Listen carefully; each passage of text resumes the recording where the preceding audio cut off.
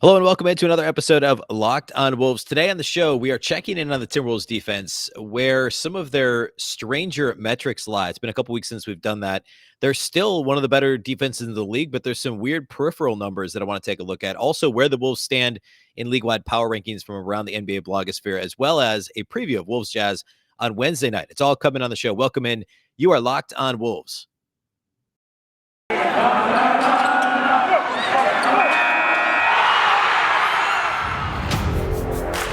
You are Locked on Timberwolves, your daily Minnesota Timberwolves podcast. Part of the Locked on Podcast Network. Your team every day.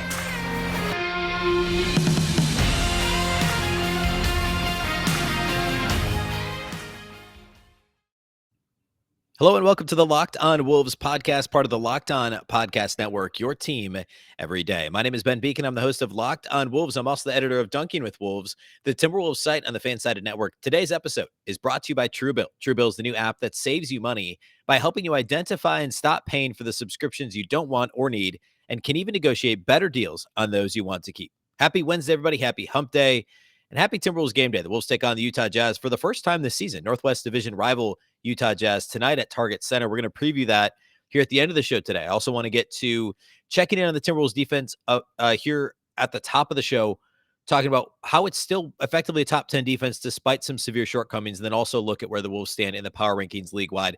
It's all coming on the show today. First of all, thank you for making Locked on Wolves your first listen each and every day. Remember that you can listen to Locked on Wolves on any platform. It's free and available everywhere, including YouTube, as well as Apple, Google, Spotify, and of course, the all-new Odyssey app. You can also follow the show on Twitter at Locked on T-Wolves and at B Beacon with two B's, two E's, C-K-E-N. Let's start with the Timberwolves defense. So it was a little before Thanksgiving. So basically 2 weeks ago that I really kind of did a bit of a deep dive on, hey, how has the Timberwolves defense been so good despite being so bad in a couple of really key categories? And I mean, I think it's still an extremely relevant conversation because the defense, well, this was kind of towards the end of that really good stretch where the Timberwolves won 6 out of 7. I think this was like right around the time of the Miami win, just before the Charlotte loss. The defense has still kind of been in the same place. It's not definitively, the 6th or 7th best defense anymore, depending on which site you go to. I think Basketball Reference currently, this would be through play on Monday of this week. The Timberwolves are 11th in defensive rating, but NBA.com has them at 8th.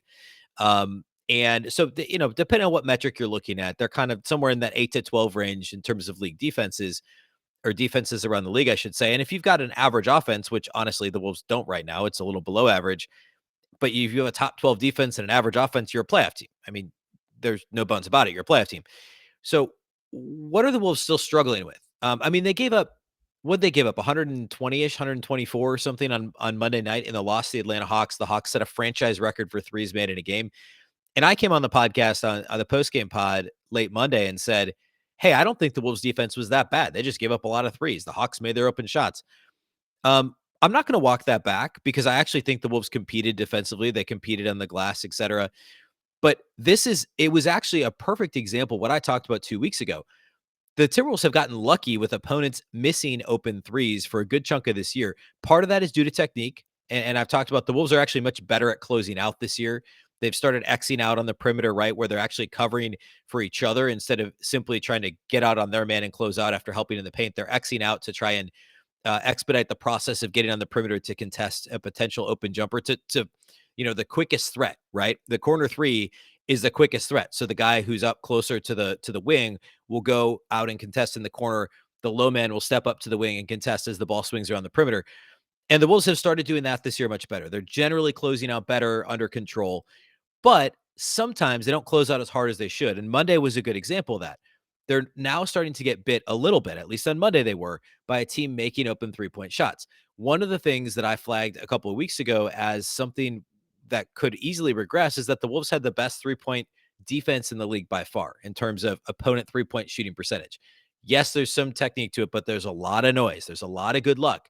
It has to do with your schedule, who you played so far, and it has to do with just on any given night, is a team making those open shots or are they missing them? Also, second chance opportunities play into it. The Wolves give up enough offensive rebounds. Their defensive rebound rate is low enough A lot of times open threes, they're coming in transition. The Wolves' transition defense has been spotty at best. They're coming off second chance opportunities, off offensive boards, another area that Timberwolves have struggled in. Sure enough, the opponent three-point shooting percentage has started to tick upwards. It's still third best in the league. Opponents are only shooting 33.4% against the Timberwolves. Excuse me, 32.5%. 33.4 is actually what the Wolves are shooting from three this year as a team, which is also not good. But opponents are actually shooting worse than that against the Wolves this year from three, 32.5%. And yes, I think Chris Finch, I think the defense as a whole deserves credit for being better at defending the three-point line this year. But that number is going to continue to move upwards unless the Timberwolves continue to improve in terms of closing out. Another thing that I think we're starting to that still remains shocking to me, that the Wolves are a top, we'll call it top 12 defense, or top 10 if we want to be generous. A couple of other stats that are still surprising. The Wolves are still dead last in the league in personal fouls per game, and by that I mean they commit the most personal fouls. They also give up the most free throws per field goal attempt for their opponent. So for every shot attempt that an opponent takes, the Wolves give up 0.223 free throws. That's a ton. You figure if an opponent shoots, currently opponents are shooting 78.5% on free throws. That's a bunch of extra free points per game that the Wolves are giving up compared to the other 29 teams in the league. Also, defensive rebound rate, they're finally up over 70%, comfortably 72.5%, but it's still dead last. The worst team in the league in terms of defensive rebounding percentage. They're still performing well in some of those other categories. They're number one in turnover percentage. They're doing a good job of generating turnovers by getting in passing lanes. Live ball turnovers is a big difference, especially for a team with athletes like Anthony Edwards and shooters like Malik Beasley, who do really well in transition. Number one in turnover rate's a big deal. They're still, top 6 in steals per game, blocks per game, etc. So they're excelling in some peripheral areas, and they're terrible in others. If they could just kind of, improve a little. And I said this 2 weeks ago, and the numbers haven't budged. Yet the Wolves' record is a little bit worse than it was 2 weeks ago. They've struggled a little bit in the meantime. And at some point, that opponent shooting percentage is going to continue to rise. And unless the Timberwolves improve on the defensive glass, do a little better at defending without fouling, or continue to do a better, do better than they did on Monday against the Hawks in terms of defending the three-point line, closing out under control. The Hawks shot 51% from three on Monday. That's not going to happen every night, but teams aren't going to shoot 32% against the Wolves all season long either. I know we're a quarter of the way through, but I don't think we can bank on that. So the Wolves defense has still been impressive to this point, but how sustainable is it? And where do they still need to improve moving forward? I think it's pretty easy to identify those areas. The question is, can we find that happy medium where they improve in some of these areas while other areas regress? And can they still remain at least a top 15 defense? If they can be in middle of the pack defense, middle of the pack offense, that's a playoff team, especially now in the play-in era and what's effectively an expanded playoff field. So those are all things to keep an eye on. Next, I want to get into league power rankings, where the Wolves are across the blogosphere as we sit here today, again, just past the quarter pole in the season. First, though, let's talk about our friends over at Calm. Do you want to know what makes LeBron James, King James, sleep? That's right. Sleep is his superpower. Calm, the number one app for sleep and meditation, has teamed up with LeBron James to help you activate the power of sleep. When it comes to athletes, we tend to focus on physical fitness, but there's another side to the game that's just as important, and that's mental fitness. Calm, the number one app for sleep and meditation, has teamed up with LeBron James to help you train your mind and become the champion version of yourself. LeBron and Calm know that your mind is like any other muscle in your body, but you don't have to be a world champion to learn how to train it. Calm can help you train your brain so you sleep better, reduce your stress, and perform at your best, just like King James. For LeBron, sleep is a critical part of his mental fitness routine. As he says, quote, "Getting good sleep and finding time to rest is one of the most valuable things I can do for my body and mind. From the sound of rain falling on leaves to bedtime sleep stories, Calm puts me to sleep within minutes, which means I wake up ready for any challenge," unquote. So if you head to calm.com/LockedOnNBA, for a limited time, you'll get 40% off a Calm premium subscription. With Calm, you have access to the nature scenes LeBron loves, like rain on leaves, and so much more, like sleep stories and meditation, so you can be ready for any challenges that life throws your way. Again, for a limited time, our listeners can join LeBron using Calm and get a 40% discount on a Calm premium subscription at calm.com/LockedOnNBA. Unlock content to help you focus, ease stress, and sleep better. Get started at calm.com/LockedOnNBA. That's calm.com/LockedOnNBA. Let's also talk about our friends over at Built Bar. We are into the holiday season now. We are, of course, Thanksgiving's just past us. We're a couple weeks out from Christmas, all the holidays going on. And there's plenty to like about that time of year. And something you should make part of your I guess holiday season routine is, of course, Built Bar. It's the perfect time of year for Built Bars. You can feast on something delicious and feel really good about it. One slice of pie is upwards of 300 calories, and that's on the low end. Most Built Bars are only 130 calories and just 4 grams of sugar with plenty of protein. Low calorie, low carb, low fat, high protein, covered in 100% real chocolate. Built is a fantastic option for when you're hungry. Bring some to your family gathering, share your favorites. I'm sure there'll be some family squabbles over which flavor is the best, but the answer is anything with coconut, anything with brownie chunks, um, anything with chocolate. I mean, really anything. They're all fantastic. Built Bar is still releasing new bars. There's some new bars out right now. Head over to built.com to check out which bars those are. So be sure to be checking back throughout the holiday season as they continue to release new deals and new flavors. Go to built.com, use promo code LOCK15. You'll get 15% off your order. That's promo code LOCK15 for 15% off at built.com.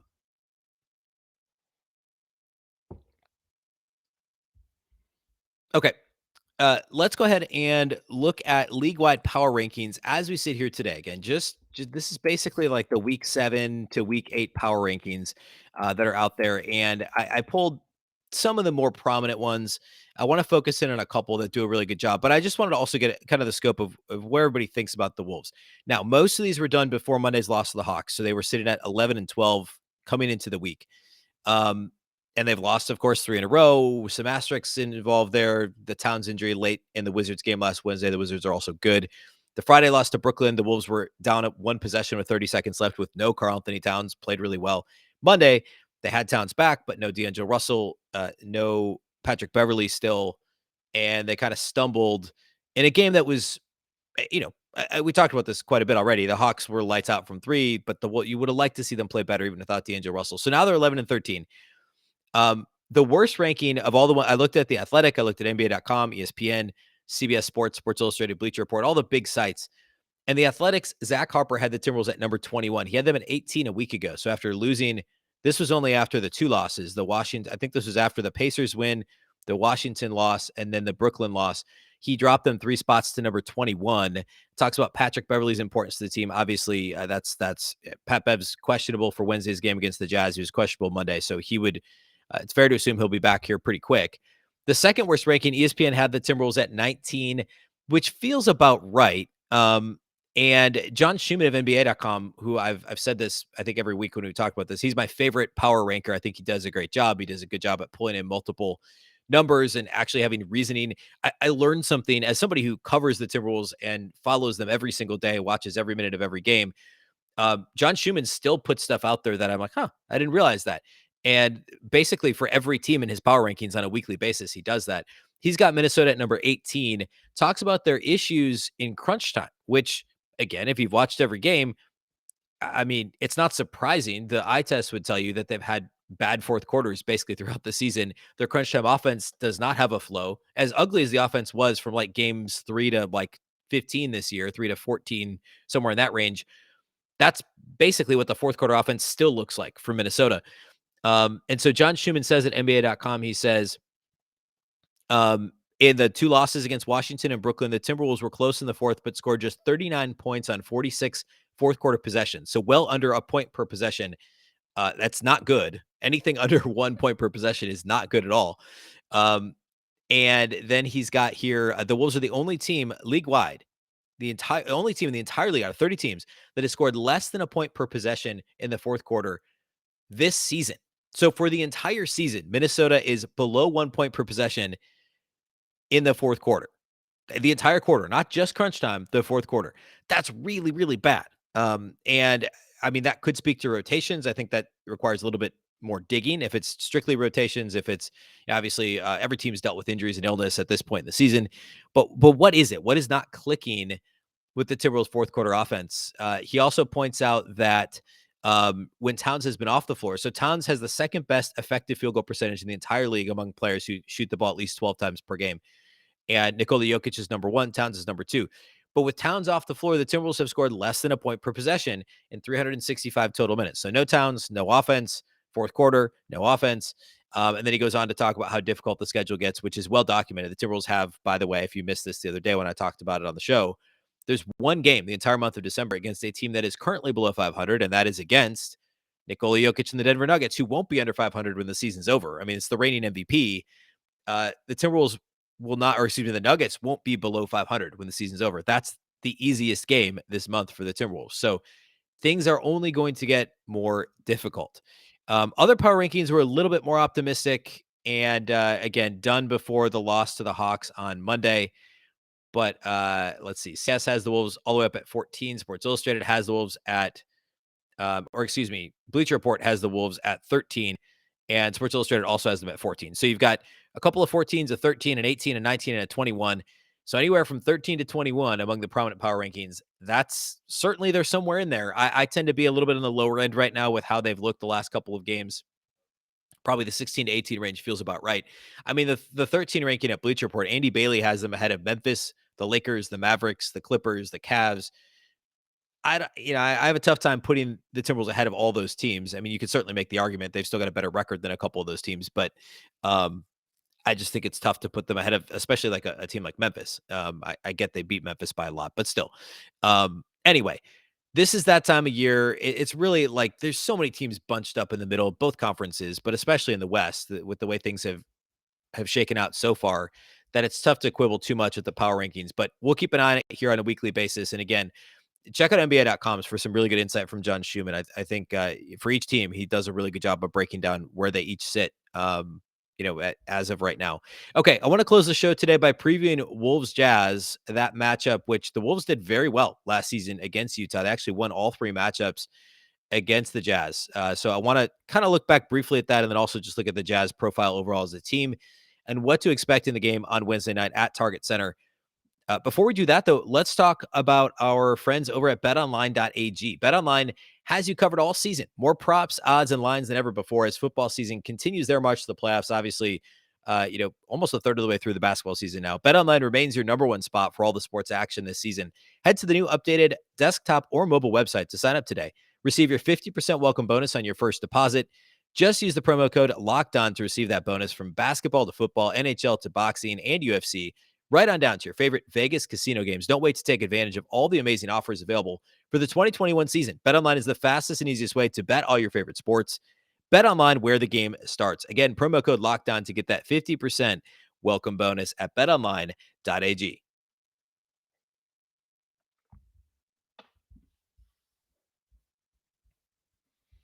All right, let's look at this Wolves Jazz matchup. So we'll start here. Last season, the Timberwolves and the Jazz faced off 3 times. The Jazz were very good last year. We know that. Actually, I believe, well, here, let's pull up their actual record from last season. The Jazz finished the year number 1 seed in the Western Conference, 52-20. Of course, they had the unceremonious second round loss to the LA Clippers in 6 games. But 52 wins in a 72 game, a shortened season, number 1 seed in the West, had a fantastic year. But the Timberwolves beat them 3 times. Of their 20 losses last season, the Wolves gave them 3 of them. The first one, of course, was the second game of the year. That was that fateful game when Karl-Anthony Towns hurt his wrist in the final couple of minutes. The Wolves won on the road. Cat had 16 and 12 in that game. Malik Beasley started, had 18 points, and D'Angelo Russell was really good, had 25. Ant, in his second professional game off the bench, had 18. Jarrett Culver had a great game in that one, 14 and 6. And for the most part, the Wolves did a pretty good job on some of the Jazz better offensive players. I mean, Donovan Mitchell shot just 6 of 23 in that game and turned it over 3 times to only 5 assists. And Mike Conley was good. Rudy Gobert had an 18 and 16, but the Wolves made Donovan Mitchell work for his buckets. And I mean, that was a really effective performance. It was a gritty win. It was close late. Towns got hurt late, but they hung on despite the injury. And then, of course, Towns went on to miss, I think, the next 6 games, then got COVID, missed some more games. And we don't need to go too deep into last season. Although the other two other bright spots from last season were the other 2 times that the Wolves and Jazz faced off. And they were back-to-back games in late April. So this is now April 24th. So way later in the season, Towns has already gotten hurt, come back, got COVID, come back. This is post-trade deadline. This is post all that, everything that happened last year. And Karl-Anthony Towns dropped 24 and 12 on Gobert and the Jazz in late April. Anthony Edwards had 23. in that game. In this second Timberwolves win, D'Angelo Russell was coming off the bench at the time, shortly after coming back from knee surgery, had 23 points off the bench for the Wolves. And for the Jazz, I mean, Rudy Gobert only had 9 points. He really struggled in that game. Only got 6 field goal attempts against the Wolves in this particular one. And I'd be remiss to point out that Donovan Mitchell did not play in this game. Bojan Bogdanovic had 30 points. Mike Conley had 18 and 7. Mike Conley always seems to play well against the Wolves, and they made Jordan Clarkson work for his 15 points off the bench, 15 points on 16 shots. The Wolves did a good job again on the Utah backcourt in this matchup. And then a couple nights later at Target Center, that was in Utah. A couple nights later in the home and home back in Minnesota, the Wolves held on to win by 1. And another game, this is when Donovan Mitchell was still out, and Gobert had another, modest game. He was 8 of 8 from the field, perfect from the field, but had only 5 rebounds in 35 minutes in this third matchup between the two teams. Cat had 21 and 11, and Anthony Edwards only had 14 points on 17 shots, but D'Lo came alive off the bench, hit 7 threes in this game, and had 27 and 12. So the Wolves won 3 games in a variety of different ways. Early in the season, it was grittier. It was more Karl-Anthony Towns. Later in the season, it was more Anthony Edwards, D'Angelo Russell, and, sans Donovan Mitchell, which is a very important thing to point out, that he missed the second 2 games between these two teams. And 2 of the 3 were really close games as well. I actually think these teams match up fairly well, because I think part of what the Wolves can do with Towns is somewhat neutralize what Gobert can do. They can put Towns on the perimeter. Now, we've seen teams this year do something that we hadn't seen much in the past, and that's defend Towns with their power forward, allowing the center to then hang back and guard, usually Jared Vanderbilt, maybe Josh Okogie, whoever the least dangerous offensive threat on the floor for the Timberwolves is. Take the 4, have them guard Towns, and then double him in the post, double him on the catch, double him anywhere really except for on the perimeter, and make him make difficult shots. I don't know if the Jazz are going to take that same approach or not. I'm not sure who they're actually going to have guard Towns, or if they'll just have Gobert guard him, and they're not. I don't see the Jazz doubling on the catch in the post. I also think the Wolves will probably have a little bit more of a perimeter oriented attack ready against the Jazz. Speaking of this matchup directly, or specifically, I should say, the Timberwolves and the Jazz are the top 2 teams in the league in 3-point attempts. The Wolves have been number 1 in 3-point attempts per game all season until just the last couple of days. The Jazz overtook them. So the Jazz are number 1 in 3-point attempts per game, 42.3 long-range tries each night. The Timberwolves are 42.1, number 2, so 0.2 less 3-pointers per game. We're going to see a ton of 3-point shots. Now, the big difference here is the percentage. The Jazz are 6th in 3-point shooting percentage in the league this year. They're shooting 36.9% from deep. The Wolves are 24th at just 33.4%. But we know they're going to get the threes up, right? The Timberwolves are going to play fast. The Jazz are fine playing slow. But either way, there's going to be lots of 3-pointers hoisted at the rim in this game. Another scary thing for the Timberwolves in this one is that the Jazz are a top 10 rebounding team on both ends of the floor. They're like top 7 in both offensive and defensive rebounding. The Timberwolves are still dead last in defensive rebound rate.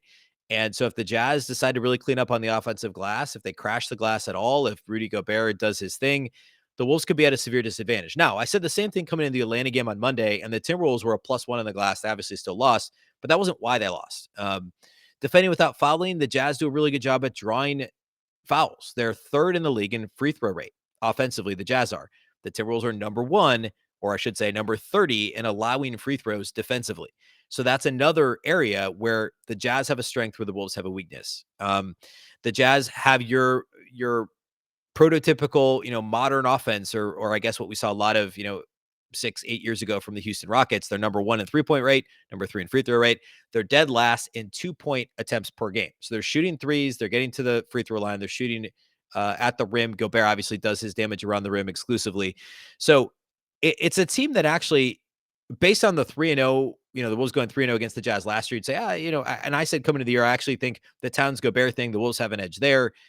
But with the way the Jazz are playing now, and they've played really well of late, and with the rebounding issues the Timberwolves have had, how good the Jazz are rebounding the ball, how much better the Jazz are at making 3-pointers than the Timberwolves, the fouling thing, the Wolves are going to commit fouls, the Jazz are going to draw fouls and make free throws. This is going to be a really tough game for the Timberwolves. And we're going to say this a lot here in the coming weeks, but and also a relatively healthy Jazz team as well. I think the only player on the Jazz that really missed their last game, I think they only had one guy out, if I'm not mistaken. Let's see here. Whiteside didn't play in the last game. Not sure. I believe he's listed as day-to-day questionable for the game on Wednesday. The Timberwolves, by the way, Towns is listed as questionable with the tailbone contusion. Of course, he played Monday. Patrick Beverley again listed as questionable. Chris Finch said after shoot around on Tuesday that there was a chance that Beverley would play. He did not speak to D'Angelo Russell, who missed Monday's game with a sore ankle. He's also listed as questionable. So it seems pretty likely Towns plays again, pretty likely that Beverley has a shot at playing, pretty unlikely Russell plays. This is just reading between the lines of the media availability and also the injury report, what we've seen lately. So, Towns, Beverley, no Russell. It's still a game that the Timberwolves should be in. They should compete. They should do what they can, or they should be able to do some damage from the perimeter against the Jazz. I think that that's a very feasible strategy. But unfortunately, the Jazz just have a lot more good shooters than the Timberwolves. I mean, the Wolves only have like two guys shooting above league average from three, and the Jazz have Mike Conley shooting 47.5% from three. Rudy Gay 47.8% this year from three. Bogdanovich over 40%. Joe Ingles over 40%. Royce O'Neal 39% from three. Jordan Clarkson's had a terrible year shooting the ball off the bench for them, but I mean, he's still dangerous and can get hot at a moment's notice. So this is a difficult matchup for Minnesota. And I haven't looked at the betonline.ag line, but I would imagine that the Jazz are probably favored by, I don't know, 5.5 points, something like that in this game on the road in Minnesota. Both teams will have 1 day of rest as well, so there's no rest advantage either. Anyway, this should be a fantastic game. Of course, we'll be back immediately following Wolves Jazz with the post-game pod that will serve as Thursday's podcast, but it will be posted late Wednesday following the game. So be sure that you're following and subscribe to the show anywhere you like to listen. Thank you, first of all, for those of you that have chosen to make Locked On Wolves your first listen each and every day. Remember, the show's free and available on all platforms. That includes YouTube, as well as all of your favorite audio platforms from Apple to Google, Spotify to Odyssey. You can also follow on Twitter at Locked On T-Wolves and at BBeacon. Again, that's two B's, two E's, CKEN. All right, that's all I have for you today. Thanks once again for listening to Locked On Wolves. Of course, we're part of the Locked On Podcast Network. Remember, the Locked On Network is your local experts on all the biggest stories. Once again, I'm Ben Beacon. This is the Locked On Wolves podcast, and we'll catch you next time.